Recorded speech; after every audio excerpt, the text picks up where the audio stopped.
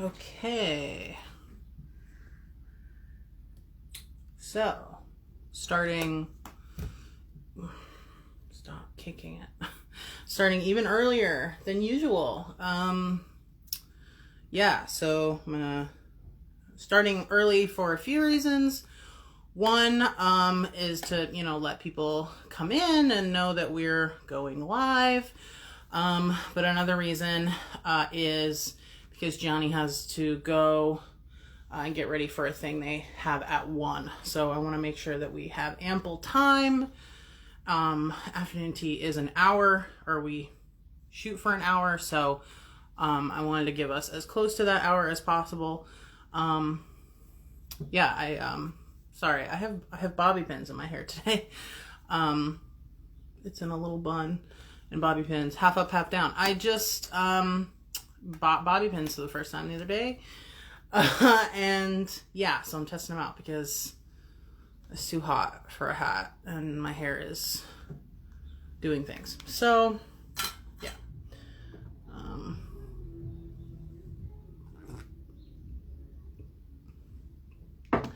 Just waiting for folks.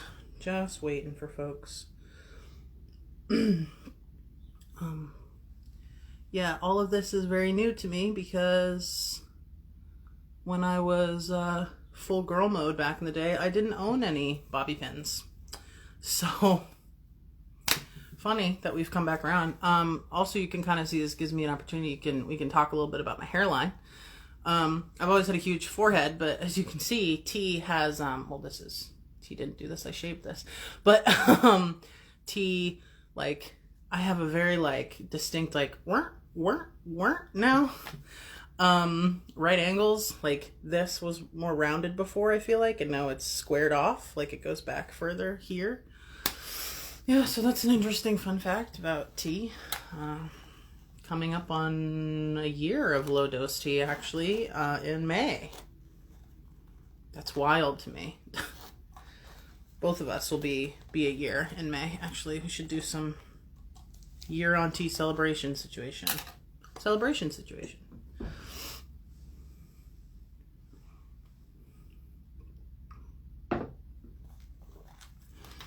Might as well get my tea stuff out while I'm waiting. We've also thought about condensing these audios, these ATs. Condensing? That's probably not the word. Converting ATs into a podcast, like still doing AT, but then ripping the audio from it so that it could we could put it in podcast form, so that anyone who just wants to listen to it and not see it, and also put it on a different platform, you know what I mean? Just give more people more options to experience AT. So that's a thing. If anyone has any opinions or advice about that, love to hear them.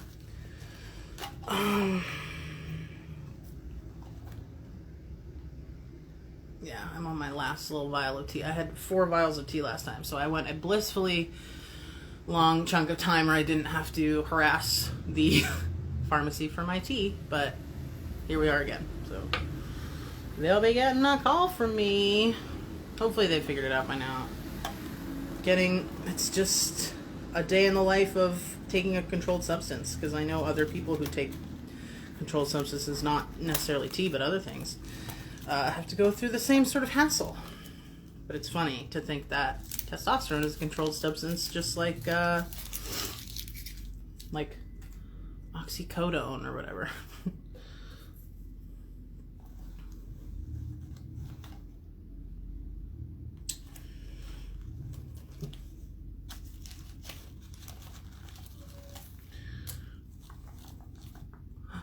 Hello, welcome, hi. Just waiting. People are coming in. And again, I did say that we started at noon, which isn't wrong.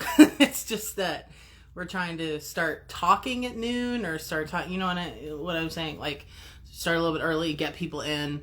And also, I was saying before, Gianni has to leave at 1. So I want to make sure we have ample time to talk before Gianni has to leave. So we will be starting in just a few. Yeah. Right now it's just me rustling through my tea bag.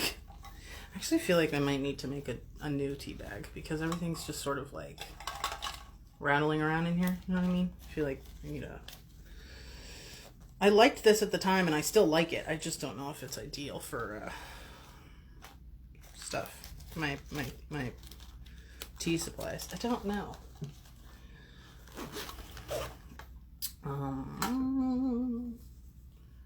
I have all my stuff. I have all my stuff out. Gotta get out my mind map. Yeah, you know that the quarantine has really fucked your schedule good when the past like 8 pages of my journal are all mind maps. They're just that's all I use it for currently because I have nothing going on. Oh, you want to see my body pacing map? I gave myself 2 whole pages this time. What a luxury, and yet all this space not used. Just blank. But hey, felt better about it.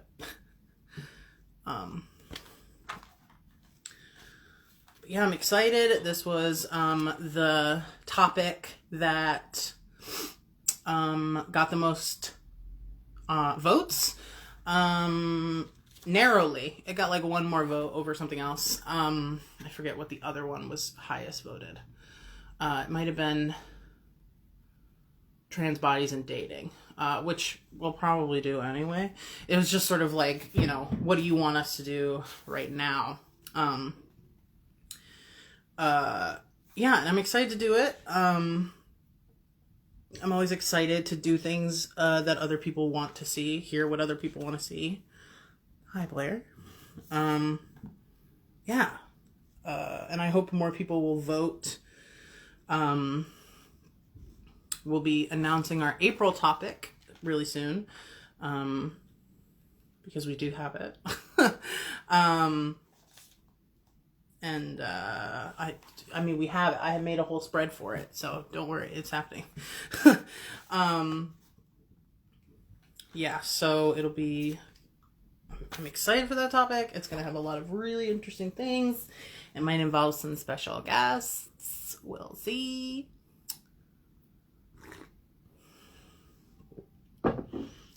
But yeah.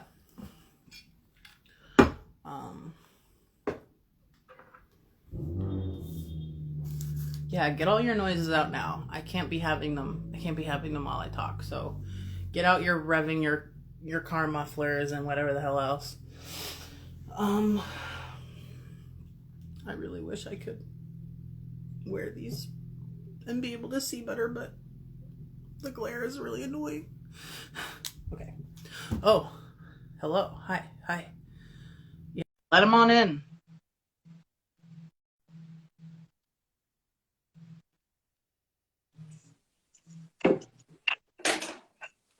Hello. Hi. Hi. How are you this fine day? I'm present. Are you present or are you here? It's an interesting question. Am I present or am I here? I'd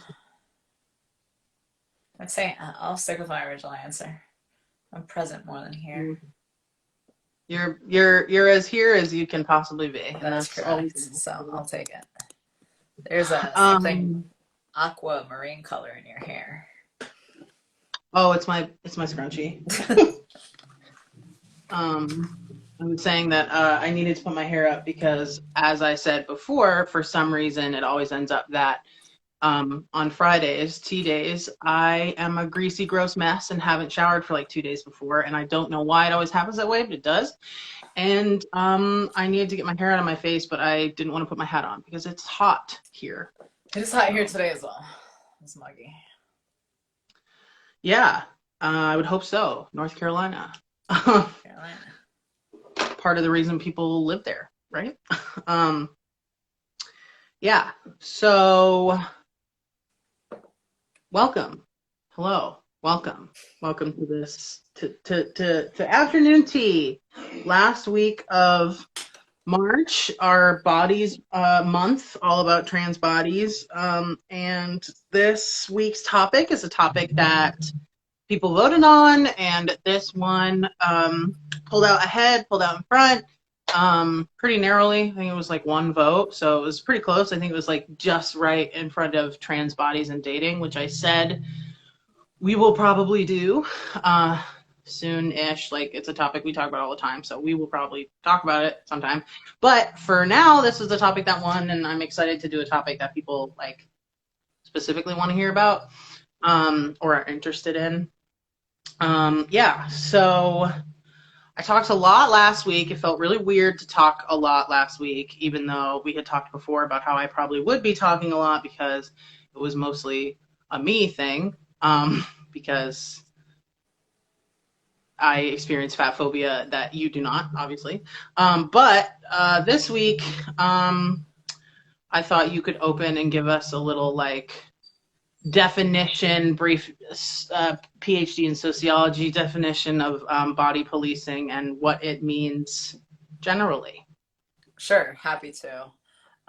So body policing is something, and this is actually reflected in my mind map. I thought through what body policing is broadly in the way that it affects everybody, not just like what is trans body policing. But broadly, what it is the literal policing of another person's body. And this occurs in a plethora of ways. It is both like ideological, meaning that like you're consuming these ideas even when you don't think that you are. There's body policing that occurs like institutionally and systemically. I'll get to that, or maybe like in conversation that'll come up. And then there's also like person to person body policing, and then there's individual policing too. Like once you before you realize that you've ascribed to some of these ideas, and then you find yourself inspecting your bodies in ways that are not actually like harmonious to who you are, but it's just like these standards. So body policing is the idea that it reproduces a false binary, because if you're going to police something, it assumes that there's a good and therefore there's a bad.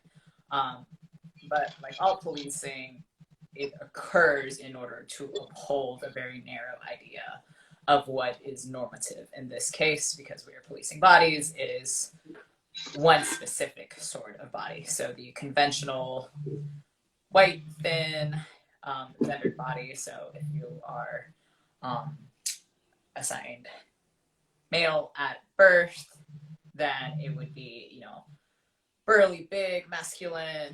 And if you're assigned female at birth, you know, the goal, the idea, what you're supposed to attain is hairless, it's thin, it's pretty, it is, you know, what you see when you look at Glamour magazine.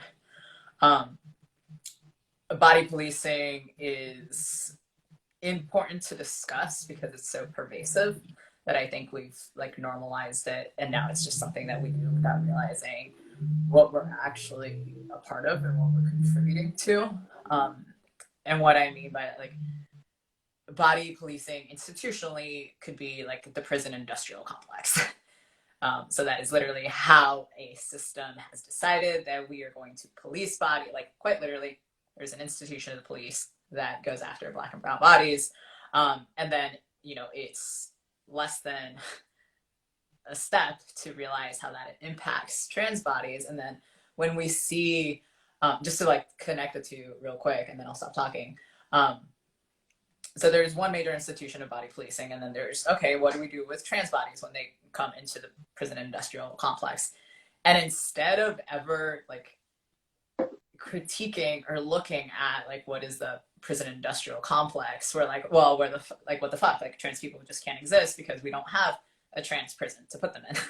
Like it never is it, well, let's think about like the systems in place and how maybe they like don't function the way that they're supposed to, and let's think of like what is in, you know, problematically inherent to these systems. Like those are never the questions that are asked when some of this like policing occurs. So I'm gonna stop there because that was a lot. And No, it was a great foundation and popcorned some thoughts in my head. Funny enough, um, I was just watching a YouTube video before we started about it's someone who points out fallacies on YouTube, like breaks down arguments. The argument was Ben Shapiro was on the Joe Rogan Experience podcast. And I was like, wow, that's a lot of masculinity in one room that I don't want to be around, like a specific type of masculinity. But it was funny because he brought up a fallacy that I'd never heard of before. It's called a false dichotomy fallacy, I think. And I'd never heard of that before. And it's fantastic because the person was saying like what that is exactly what you said, whereas like it's implying that there are two options. There's a good and a bad, there's a right and a wrong, what have you. And so your argument is presenting it as if there's only those two options. So it's interesting because that's exactly what body policing is, and ties in really well to last week's topic about fat phobia, because it's very much like we judge people based on their bodies because of this idea of there are right bodies and wrong bodies. And the other thing that you said too about the carceral system is that I watch a lot of true crime stuff, which has definitely gotten a lot rockier and weirder since I've become more aware of like our criminal justice system and whatnot. But it really does highlight the fact that like prisons and the carceral system are not for prisoners, they're for us. And they're not even for the people who have had wrongs committed against them. They're not for them. It is for prisons in this country, at least, are for us to feel better, to like put people away and feel better that they're not here amongst us being evil.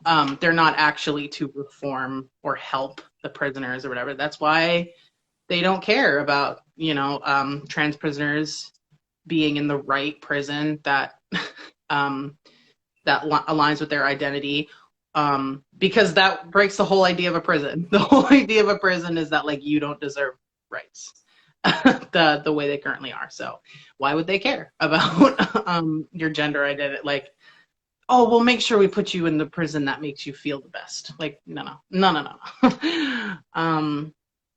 Yeah, I think that was a great way of putting it, because again, like with fat phobia, there's body policing in just person to person, someone making a comment to you of like whether it's fat phobia or transphobia, or they just think your shirt is ugly and that you shouldn't wear it. That is still policing. But then there's also, like you said, systemic. So it's not just on a person to person level, it's on a bigger, broader making policies level, which is the scarier level. And what we're seeing right now with trans people in sports is a big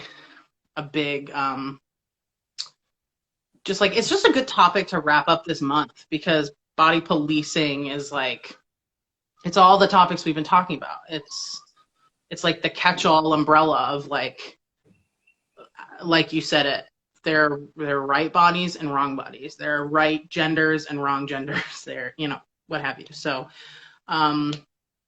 yeah, I feel like it's a great wrapping paper topic. Well, and to add to that, I think part of the reason why that is because of the way that it's interconnected.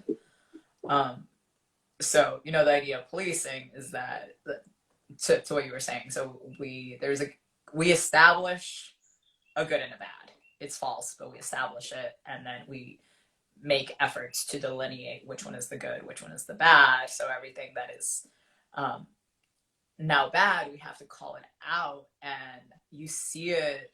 So of course, like body policing occurs across racial lines, across, significantly across body types and gender, and it's weird to see the way in which responsibilities are reified and reshifted, and blame becomes easily displaced onto and I hate to say like the victim, but that's really like what it comes down to. There's policing of like female bodies of like, oh, you need to shave. That's just what girls do. You're supposed to, and if you don't, like that's obviously bad. We know it's bad. Magazines, the TVs, the shows tell us that it's bad.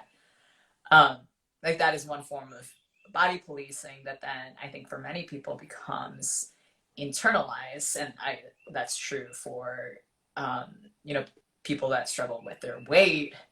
If you know you're receiving all these messages that you're not the right size, eventually you end up internalizing that, believing it for yourself. So now you don't even need somebody else to police it for you, because you take up these habits to police yourself in order to fit into these normative ideals. And that's exactly what capitalism wants you to do. Like that is the Well, because now you're completing the circle, right? Because then you're going to lead back into yeah. policing other people. And I actually drew a little like up and down arrows in both directions with this idea of like ideological, institutional, and individual. And once you complete that cycle, the cycle is perfect. Like the beauty industry is not going absolutely any fucking anywhere. Same thing with like the fashion industry. And if anything, what it's done in some of the issues, like when we expand a little bit of like representation and who is included, we haven't actually changed the ideology, and we're not actually policing any less. We're just commercializing a little more. Mm-hmm. And without actually tackling the issue that was there originally. And I just think, I think of like TSA or airline, you know, the fact that if you are in a bigger body size, you have to, with many airlines, buy 2 seats. And I think I would argue that there is body policing that is also silent and institutional, and like you don't have to speak it for it to be true. So chairs in an airplane are a certain size. Without words, we are policing who gets to sit in those and who does not. And there are repercussions that fall on the person that does not fit in those seats in order for them to fly. Something that I've become a lot more cognizant of is like TSA in the airports, where, again, like it's not, you don't necessarily have to be in these like intimate like one-on-one scenarios in order for your body to be policed. Like it is just present, like it's omnipresent, the way in which bodies are policed.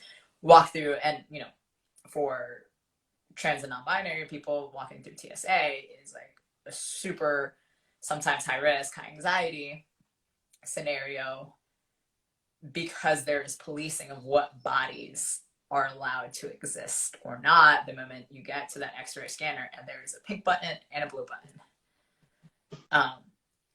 For somebody like myself, last time I was at the airport, they pressed the blue button, but I had not had top surgery, so my chest made the machine go off, and I had the 2 TSA agents joke on what was going on and which one they should press. And that is, and again, that is like the shift in responsibility of, and same thing happens in prisons, where it's not, oh, what's the problem with the system here? It falls back on the individual. And I think that is, I don't know that it's across the board true, but it's very true. I would say like predominantly true for people that are, whose bodies are policed, whether it's for gender, body size, race, whatever it might be. Like it always falls on them as opposed to looking at the system doing the policing.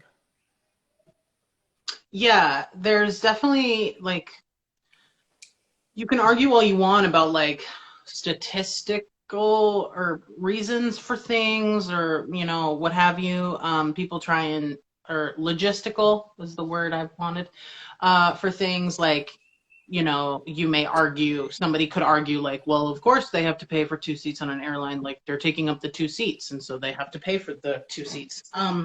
But the real issue is that all of these things become moral issues. And for some reason, being different in some way, it falls back on you as like a choice. And so many things that are policed about people's bodies are not choices. And even if you want to get down to the bare bones of the arguments, like if you want to talk about trans people getting surgery or starting hormone therapy, like, you know, people are like, well, they could have started hormone therapy. And it's like, even that choice, you have to boil it down to like, there are choices that you are able to make and choices that you aren't able to make. And um, I think we're still, as a society, not like, we still very much boil it down to like, well, you have this choice, make it or don't. And whether you made it or don't reflects on you. And it's like, putting aside the fact that like bodies are not a moral issue, um, even if you could like say, if you want to bring it down to choices, there are so many reasons that people can't make a choice. Like going on hormone therapy isn't just a choice you can make. Or like, I would love if cis people could spend a day in any of the Facebook groups that I'm in about top surgery and transition, because the shit that people have to go through to get anything in relation to gender affirming anything is absolutely ridiculous. And like, it's across the board. It's weight, like BMI restrictions on surgeries, like we talked about last week. It's I can't find a gender therapist in my network, and the gender therapist has to write. I have to get a letter from a gender therapist that says, "Oh, you have legal gender dysphoria." Before, you just had decided, but now I'm legally gifting you the ability to have gender dysphoria, and take this letter. And now you can take this letter. It's like a video game where you have to go to each individual little person and do a side quest to get a thing, just to go to them to the next person. Like, it's unbelievable. And then people boil it down to, well, if they are trans and they want to be seen as a man, they should have made this decision to get surgery because men don't have breasts. Like, you've boiled it down to a very simple choice, and implying that there is a right choice in the first place. Right. Yeah, and I think we should talk a little bit specifically about policing within the trans community, because I think um, because we are in that community, we are able to address it and talk about it. And people might be more aware of body policing from cis people toward trans and gender nonconforming people, but I don't think people even realize that within the community there is still those ideas perpetuated, and just being trans doesn't make you shed all of that body policing that's in you. You kind of just like direct it in that certain direction. So how would you say that you've seen like body policing within the community?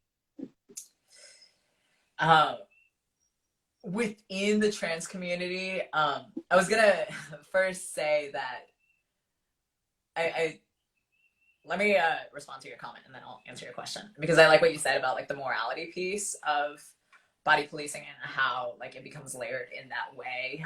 I think a huge part of that is the language that is used when we police one another.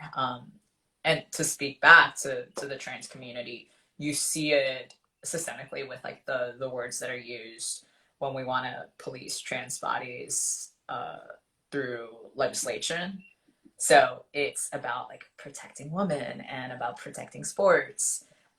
Again, and there's just like weird verification of responsibility there. But to get back to your question of how I see it within the trans community, it goes back to reinforcing the binary. You know, it's this body policing broadly occurs in order to protect the social hierarchy, and within the trans community, there's still a social hierarchy that is pretty toxic and that people want to abide by and attain. Most often, that looks like a binary transition. That looks like the conventional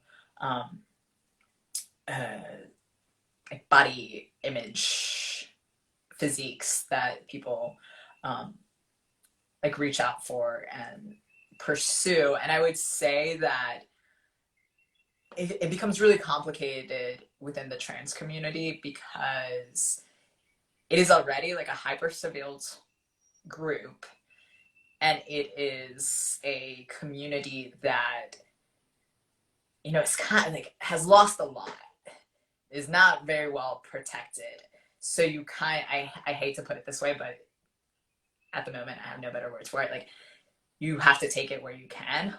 And for many people, that is, you know, if I'm on a full dose T and I can grow that beard and if I can get big muscles, and if I for a fact know that I will be respected when I step outside my door, yeah, people are gonna go with that, because like otherwise, like, it's fucking hard. It's difficult. So like when you can get that moment of like peace of mind, people do reach out for it. And I think, but like, not that that makes it okay, because then people reach out for it, see that it works, and then want to bring others with them. And then it perpetuates this idea of like, no, like this is really what you want.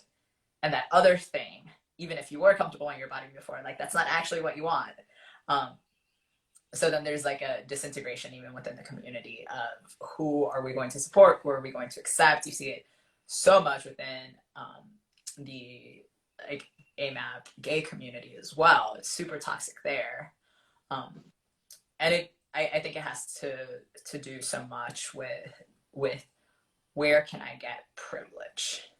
And then people start pursuing those things. And in order for one person to have privilege, you have to take it away from another person. That's a really good point about privilege, that I think there's like the difference between I'm so glad you said it that way, because I think that's a way that maybe people can finally understand it, that people I think confuse privilege with opportunity, and fundamentally the words, they like conflate the two of them, like when they hear like, oh, you're privileged, they're like, well, I've had a lot of bad things happen in my life. It's like, well, that's not what we're not saying, that you don't. It's like that. Like not iceberg, but like everyone's got, because that implies hierarchy, but it's like a big cloud, and everybody's got like, you have like, if you're a cis man, you have privilege going here for that, but let's say you're disabled, you don't have privilege in that area. So it's all kind of commingles, but it's like what people say, where it's like someone else having an opportunity at something does not take away your opportunities, but you having privilege does take away opportunities, or allows you to have opportunities that other people don't. And about the within the trans community, it's like, I think there are these two sort of roots that you kind of have to face. I don't want to present a false dichotomy here, but there's sort of like this fork in the road that I've become more and more aware of, being in trans, non-binary, gender non-conforming spaces. That is like, you can take the road of, I don't want to say path of least resistance, because that's making it too simplistic. But there is the path of, like you were saying, what is going to make me the least dysphoric, make my life as good as possible within the constraints of keeping cis straight people comfortable and happy, versus total liberation. And what I mean by that is, you address where the dysphoria that you have comes from. Is there a way to mitigate it or talk about it in therapy and deal with it? Or is it just a thing that you have to deal with and, cater to? Do I dress a certain way? It's like, do I dress so that I won't get assaulted? Do I dress in a way, like, do I conform in a way that will allow me to be safe and meet other people's expectations to a certain degree? Or do I 100% commit to being happy, feeling happy in my body? And like Alok talks about this all the time, because Alok is very much like a body that people police. Like Alok And talks a lot on about, multiple levels. yeah, being a brown person, a person who has a lot of visible dark body hair, dresses what we perceive as femme a lot of the time, but also like tends to have facial hair, things like this. Like people are constantly flooding their Instagram with hate speech and body policing. And, you know, they are constantly talking about like this sort of, you know, this rock and a hard place situation where it's like, well, I need to wear and look the way I want to look and live my life the way I need to live my life to be happy. And also that makes people online take really do their best to take that happiness away. Um, and you see that exact sort of thing in the comments where you'll see things like, I think the comments that are the worst for me are the ones that think that they're being helpful, that are like, dude, if you just shaved, you would look like a woman, or you would pass more, or whatever. And it's like, that's the worst. Like, you don't even realize how ingrained that your body policing is, that you're like, oh, I'm trying to help you. I'm trying to help you in the way of not help you for yourself, like help you liberate yourself. I am trying to help you not piss off other people and not make other people uncomfortable, which is not the point of being trans. I don't know if people know this. I just want to make a blanket statement. I don't know if people know this. Trans people don't exist to upset you. Trans people don't come out as trans and have different pronouns to vex you. Like, I think that people think that this is a new like wave of like lashing out against the man for no reason, like Rebel Without a Cause. And it's like, I genuinely don't think people understand that trans people do the things they do for themselves and not for you. Just to survive, yeah. Yeah. To speak exactly like to that sort of comment, I agree with you that those can, I don't know if they're the most damaging, but sometimes they are the most like glaringly problematic. And what I always ask myself because I come across those comments as well, like, I don't think people realize not only that the harm that they're doing towards that person, they don't realize like how internalized these ideas are like within themselves, but I also don't think that they realize like how they are harming other people outside of the person that they're like directly seeking to impact. And I think that's true across various forms of body policing, and the body policing that occurs like to femme presenting people is another grave one of these. Something like body hair, which was something that was like super police, like when I was growing up and when I was young. And like if somebody comes up to me, or back then, 15 years ago, I was like, oh, like you should shave your legs. Like I always wanted to be like, do you have a sister? Like, do you have somebody else in your life that you would also say this to? And they're like, you, with these comments that are like supposedly like well intended, like, do you see what you're actually implying and the way in which you're hurting somebody? You see body police, if you really want to talk about like how body policing gets really, really messy, if you talk about like sexual assault survivors and the things that they hear both in courtrooms and from other people just in passing, like, oh, well, my daughters wouldn't do that. Like, again, this like weird shift of responsibility. Like, so we're not going to talk about like how maybe it shouldn't be on your daughters in the first place. It should be on, men or the system or, our culture. Or maybe let's get rid of rape culture and not have to think about what you're wearing when you go out. And that I don't know that we're going to, at least in my generation, live when that does not exist. Like, I think it's just that ingrained.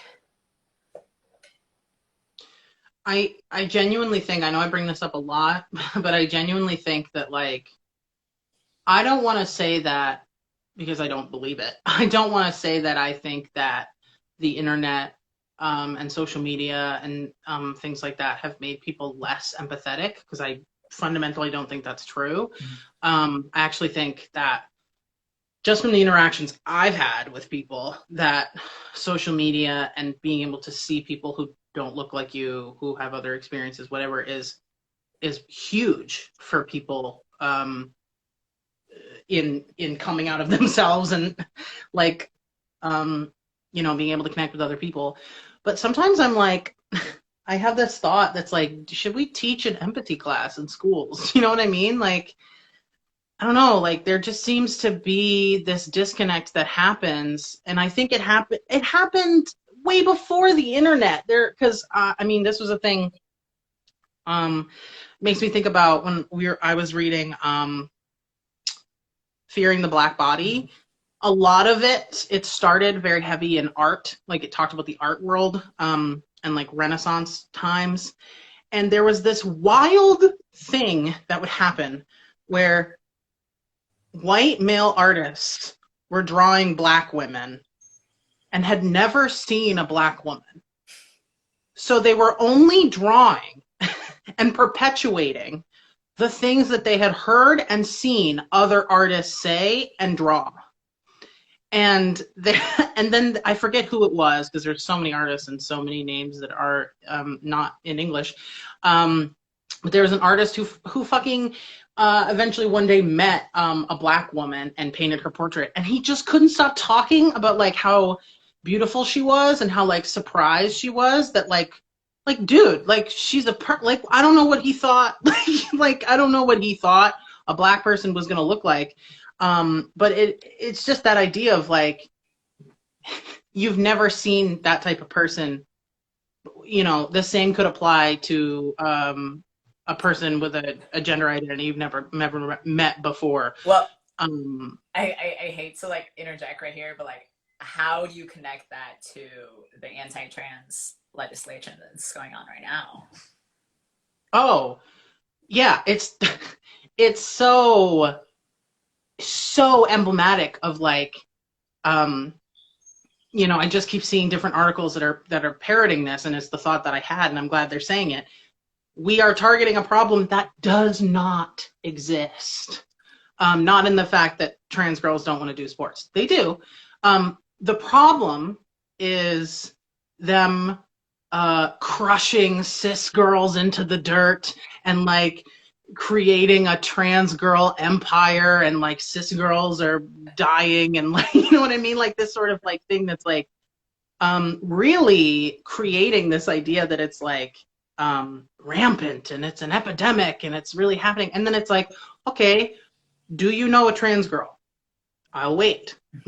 And they almost never do. And then it's like, oh, do you have a case from a school that's in your school district of this happen? No, you don't? Okay.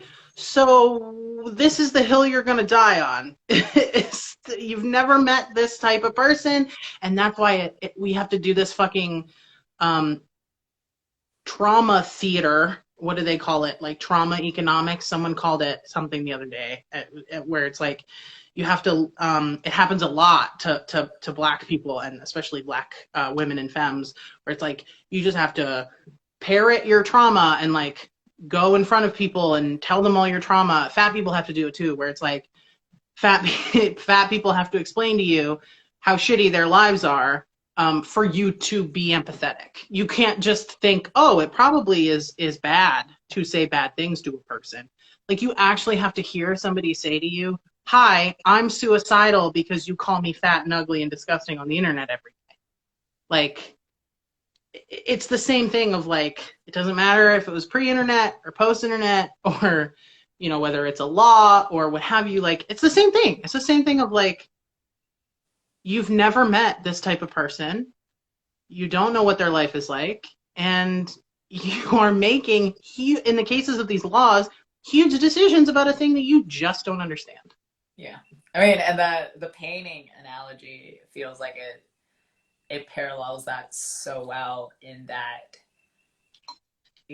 this bullshit is being introduced by one hate group. Like actually, like the Southern Poverty Law Center does identify them as a hate group. I forget the organization that's introducing these bills right now. But it's what you said, people are throwing them into senates without actually have ever even talked to a trans person. And there is this, I would argue that at this point it goes beyond body policing to body criminalization, which is really what it's the next step to that comes after body policing. But stemming off that same idea that we have this thing that we don't know what it is, we know nothing about it, we have no evidence for it, but somebody somewhere said that this is what it looked like, and therefore we're going to introduce these laws, even though we have no evidence for it. And it's fresh in my mind because it's exactly it's happening across not all, but 26 of the states, and recently in North Carolina as well. And the guy who introduced it here, he outright put it out there and said, I don't know where this is going on in North Carolina, but we need to protect girls' sports. And how do you, what are you fixing? Like, you literally just said there's not a problem. It just, and at that point, like, I don't give up, but it does feel like talking to like an ignorant racist white person, where like at some point I'm just like, nope, like you go that way, I go this way, because like I need to like do things that are bigger than that. And that's kind of how I'm like beginning to feel with these bills, like how, and maybe like this connects back to body policing. Like, we've gone so far away from the origin, and we're not actually being critical and interrogating what are we doing. Like, we are in these laws, the ultimate goal of them is to protect something normative that we don't have evidence actually exists. Like, so what are we doing? I'm not sure. And this is where maybe a few more years in this PhD I can figure it out. Please, Johnny, you're our only hope. You have to save us. Yeah, what was I gonna say? I just had a really big point. Oh, yeah, okay. So these people, they always build their arguments on like wanting to get to the truth of the matter, right? Like really wanting to break things down to their basic parts, right? Okay, I'm all for that. And you know why I'm all for that? Because I know that when you start breaking this shit down, you are going to get a hell of a lot more than you bargained for. Because people want to break down what they think. Like, they don't understand that when they start breaking things down to like, okay, well, let's break things down to your basic sex. Okay, let's do that. Let's do a bunch of blood tests and horrible invasive exams on girls' bodies. Because you know what you're going to find? You're going to find intersex girls. And you're going to find girls whose bodies and chromosomes and whatever don't match what you previously thought, because that exists. That's a real life thing that exists. Intersex people exist. And I use this as an example because that is a factual, real thing that exists. And people want to pretend like it isn't. And it's like it's a real factual thing. And I use this example because people say they want to break things down and bring them back to logic. Okay, let's do that. But you're going to find out that your logic doesn't hold up. That's the point. And you can't start breaking things down and then stop. Like we can break things down, but when you get to the bottom of it, you're going to find out, oh, there are variations in sex and gender and bodies across all people, across all genders, across whatever, and it's like you're just going to cause a whole lot of trauma and pain to find out that you were wrong. Because all you're going to end up doing is causing trauma and harm to the very cis girls that you promised to protect. Yeah. Like, this is going to harm them more than it's going to harm trans girls. Like, because then trans girls, it would suck, but they go, okay, guess I'm not playing sports. But you know what happens to the cis girls? The cis girls who really want to play sports now have to undergo all of this bullshit just to play sports. So it's harming them more than it's protecting them. Yep. It's just what it is. No, but I mean, and that's exactly it. And that's where, like, it really is dumbfounding at some point. Like, the rage in which people are defending these, and I am just not convinced that they're thinking it through, and then it really makes me question like what the motivation is. Like what is Mhm. it actually? Like I see like the way I can understand like this level of body police, like just invasive and omnipresent body policing, is because it does support $1 billion industries, multiple industries. Um, Mhm. at the legislation level, I don't understand it as much. Other Mhm. than I think some people are running out of ways to um, continue holding on to power. So you have Yeah. to reach for maybe what they consider is the weakest link, and that seems to be trans people right now, um, which is really ironic and also shows that they have not done their work there either. Um, to go Yeah. back to what you were saying, like what does it take to kind of like tease these things out, um, and like what's going on, like what you were saying, like people have to go and testify that they are real human beings, and at what point, like how did we get this far into body policing that we have literally lost our humanity and are willing to sacrifice children and Mhm. put them in front of these situations, like you, wholly traumatic situations. What are we defending? It's gonna be nothing left Right. because oppression affects everybody. It's like that. Forget that quote that everybody quotes. I feel bad not knowing the origin of it or the exact quote, but there was the thing where it's like, well, they came for my neighbors and they came for my blah blah blah, and Oh then yeah. I yeah, forgot his how name, but he and then they came for Holocaust me. survivor. Yeah, yeah, and it's exactly that. It's like allowing that sort of power in policing will get to you. You may be on the top of the hill for a while, but it will eventually get to you. Um, Yeah, I want us to start prepping for our shots, just because I want to make sure that you get off with enough time. Um, yeah, but we can definitely do some closing thoughts while we set up our. Do you? Well, I wanted to ask you the same question that you asked me, and some of this came up already. Like, in what other ways you see body policing occur within the trans community specifically? Yeah, it's definitely like uh, people. It's just it's as a non-binary person, there aren't so many. It's different in FTM spaces versus like non-binary spaces because I'm Yeah. in both those spaces because they kind of overlap. But in FTM spaces, there's a lot of like toxic masculinity and a lot of people just don't really seem to understand the overlap, and so they'll say like as a guy or like if you're looking to be a guy, and it's like, well, not every trans masked person is a guy or wants to be a guy, or what does that even mean? So it gets a lot gets boiled down to like, when are you getting surgery, when are you starting T, like there's just expectations, and that is just telling the cis community that trans people look one way, and that to respect people who look that way. We'll respect you as a trans person if you look this If particular. you once you can meet me here. Yes, exactly.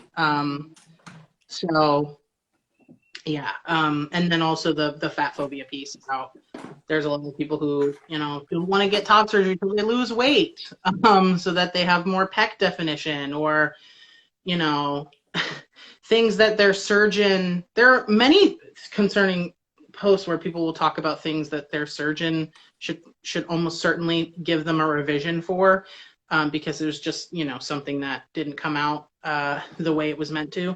and then people will be like, well, if I lose weight it'll look better, and it's like, that's people taking the onus on themselves, saying, well, it's my body, it's not my surgeon's responsibility, I must just be wrong. It's like, bro, friend, dude, like, stop. But that just is like what you were saying. We take it on ourselves. It comes from the outer, we take it in, and then we perpetuate that on other people. And the trans community is not safe from it, just like the cis community. And it's when it gets at that level that it gets really scary, because it becomes a self-fulfilling prophecy that you almost, I mean, the bigger institutional pieces aren't going anywhere, but once, you know, a person is no longer comfortable with themselves and doesn't even need an outside policing because they're just doing it on their own, and they're not holding, the other problem is that they're not holding other people accountable for what's going on. Right. Yeah. And it, like you said, it becomes self-imposed blame, and yeah, that doesn't get us anywhere. Yeah, exactly. Which leg are you today? I am left today. I'm still right. That's right. We were both right. Yeah. Because Gianni goes every other week, and I change every 2 weeks. That's how which they doesn't say anything so. about either of us. It just is. This is what they told me to go with, so we're going with it. That's fine. That's great. Love that for you. I know I've seen people stay on like the same leg for like 5 weeks at a time before jumping over. Yeah, I mean, you can. It's not like you're gonna one thigh is gonna grow huge and the other one won't. Like they did tell us that in rugby. They were like, make sure you stretch both legs the same amount, because if you don't stretch one, the one hamstring will be like a rubber band. It will just snap. And I was like, don't tell me that. That's funny. All right. Okay, you ready to do our deep breaths? Yes, here it is. All right, okay, here we go. All right, everybody, feel free to do our deep breaths with us. Ready? So close your eyes if you want. I always close my eyes. It feels good to close my eyes. So ready? In